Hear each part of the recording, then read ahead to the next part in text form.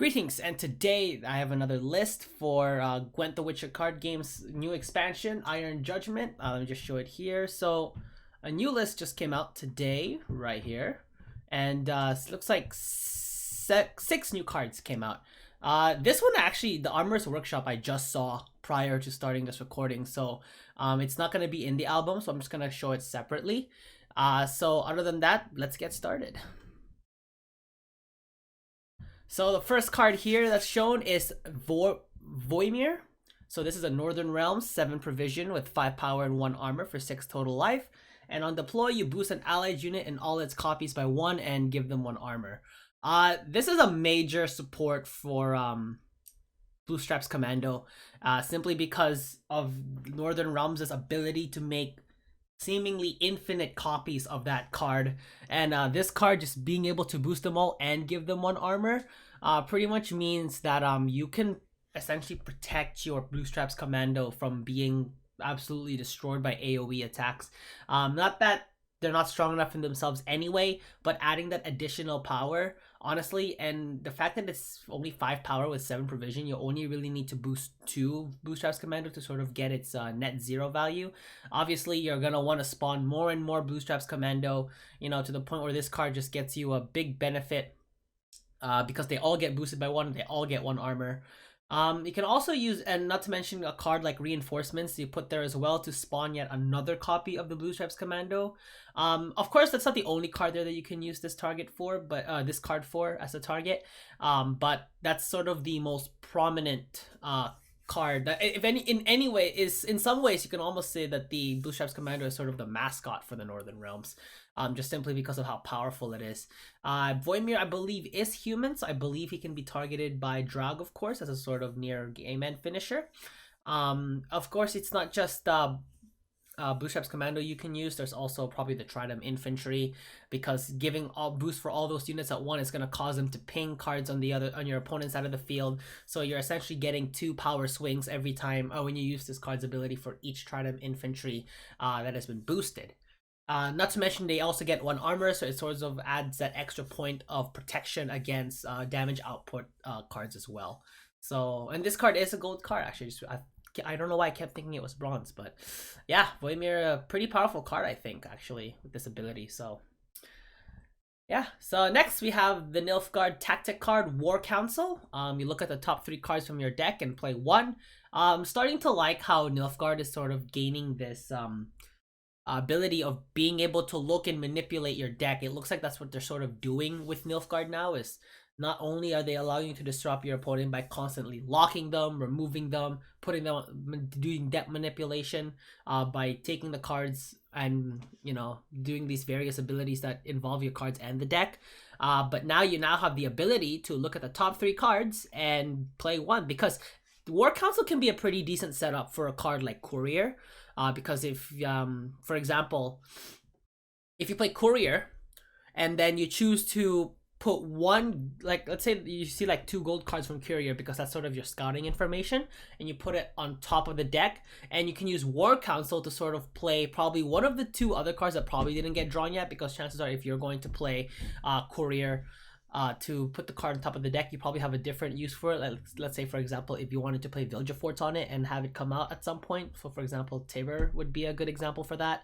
Or if you wanted to filter out by, let's say, using Roderick as well, because Roderick's just good at doing that filter. But with a card like War Council, it's actually pretty decently strong with this ability, because you get to look at the top 3 cards of your deck. Play 1. It is 8 provision, so it's sort of in the same price cost as Marching Orders, Alzur's Double Cross, Last Wish. I think Last Wish is 8 cost, I'm not quite sure. But yeah, it's around that category. But yeah, I think actually this is a pretty strong card. Plus, it's a tactic card as well, so it can help with the boosting of your Fire Scorpions, Fire Ballistas, your Hefty Helgas, cards that rely on tactic cards to sort of gain more charges for their abilities and such. So yeah, I actually like this card. I think this is so far my most favorite card that's come out of the list ever since they started revealing cards for the expansion. Next, this is a token, the Rowdy Dwarf. This card was referenced in a lot of cards' abilities, and we finally got to see what it looks like. Looks like this is gonna be the control card of the scoia'tael faction. It's gonna be control dwarves are gonna be a thing, even more of a thing now because I already found it. Like, it wasn't easy making control dwarves, of course. Like, but the dwarf, it already had decent control capabilities. But adding the concept of the token of the Rowdy Dwarf and cards that allow you to spawn more of them makes it that much more powerful. So you can start comboing these cards with cards like Dennis Cranmer, the Mahakam Guard. What's his name? Morvron? No, not Morvron. He's from Nilfgaard. I'm trying to remember his name. Barclay Else, of course, is also another one. And of course, like cards like the Great Oak and all those cards that rely on having a lot of cards in a row to sort of do some damage to your opponent. Not to mention that extra armor actually prevents them from cards like Lacerate from taking them out. So that actually would be quite a nuisance for your opponent, especially if they have these AoE reliant cards. Like even cards like Yennefer, if they use Yennefer to deal damage to you because you just out control them, it still wouldn't kill these guys just because of that extra armor is really preventing them from dying. So yeah, I'm happy to see that this is what the Rowdy Dwarf looks like, but it's just crazy how much power it has. It is actually pretty powerful. I think the Syndicate's version of this, the Firesworn, I don't remember what they're called, but I think they also have 2 power, but they could be easily removed. So this is literally a slightly stronger version of the Firesworn token. So it's gonna be insanity. And speaking of support cards, yes, I did take a look at this, of course, because I needed to know what was coming out. We got Zoltans Company. So it is a 6 provision special card, and you just straight up spawn 3 Rowdy Dwarves in allied row. Again, it's that control aspect of dwarves coming into the scoia'tael play. It's going to be really crazy, the capabilities, because I think you can make a lot of versions of that archetype of the dwarves in scoia'tael. Just because I know the elves have already been pretty powerful in recently, but the dwarves are getting a lot of support here. I haven't seen much elf love, honestly. But I mean, there have been cards that came out with the harmony keyword. I guess there's that, but in terms of like just which race is getting the most support, it's definitely the dwarves. So letting you spawn 3 Rowdy Dwarves on an allied row is absolute insanity. Just because, like, I think beforehand I have been trying different variations of the dwarf scoia'tael version of the deck, and the best I could do is get out 2 units, whether it's be the Mahakam Volunteers, or I do a combination of the Volunteers plus the Francesca's ability to probably replay Novigradian Injustice. So I could probably get up to 4. But this card letting me take out 3 with just 1 card. Plus, you can also replay it again with Francesca's ability if you really want to go crazy with that control. Heck, I might even consider adding Yennefer. You can even make Yennefer as one of your sort of strong core finisher cards into a deck like this. It is just absolute insanity. I'm actually looking really forward to this. I think this is the last card on this list, but there's another one that came out. I literally just came out just as I was recording, so they probably didn't upload it to the album just yet. This is the Artfair and Heavy Cavalry. It is a 3 power, 2 armor for 5 overall life. That's 4 provision with Assimilate. So this is similar to the oh, I forgot the. I'm not good with names, in all honesty. It's the guard. I gotta go look it up, but anyway, so it is similar to that 4/4/4 Assimilate card from Nilfgaard as well. Potential portal targets. This card does help support Assimilate cards in a way, but again, if you play this card on its own, it is relatively slow because it is only just 3 power. But with it having 5 overall life, it is not going to be an easy card to remove.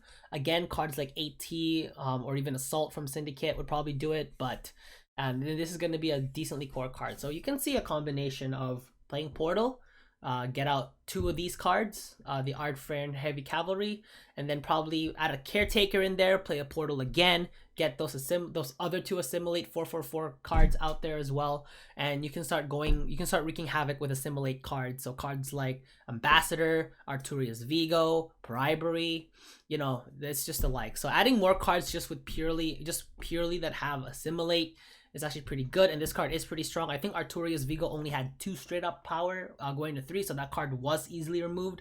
This card having a 5 overall life will not be easily removed. So that's sort of, you can already see what the power of armor is bringing to a lot of these sort of core engine cards already. So I'm looking forward to how crazy intense this new expansion is, what this new expansion is going to bring to the table. And yeah, I think there's only 5 days left before the new expansion comes out. But before I do end the video, there is another card here. It is known as Armorer's Workshop. It is a neutral card. You boost 3 adjacent units by 2 and give them 1 armor. So this card looks like it's just meant to boost units. Giving them that 1 extra armor is probably a means of defense. Obviously, I probably want to do this to cards that rely on armor as opposed to just like regular old units.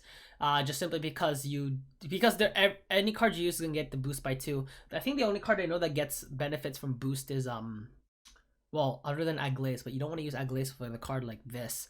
But the Tridem Infantries, of course. If you have multiple of them in one row, again, by using that by using the create cards to create a copy of it.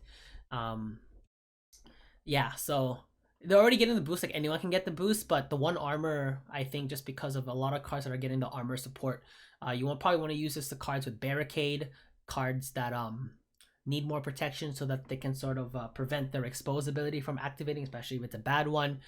Defender cards as well. And I think that's another thing that I haven't seen much of is defenders. I don't know why maybe they're not revealing any of the defenders except maybe 1. Maybe because, you know, there could be something, they could be hiding something up their sleeves, which is great actually. I'm looking forward to it. But it'd be great if I can see like maybe 1 or 2 more defenders. So that's the current list, updated list. Once again, I'll leave a link to the thread in the description below if you guys want to see it. Other than that, leave a like if you guys enjoyed the video and subscribe for more Gwent content. Other than that, this is Enzo signing out. I'll catch you guys in the next one.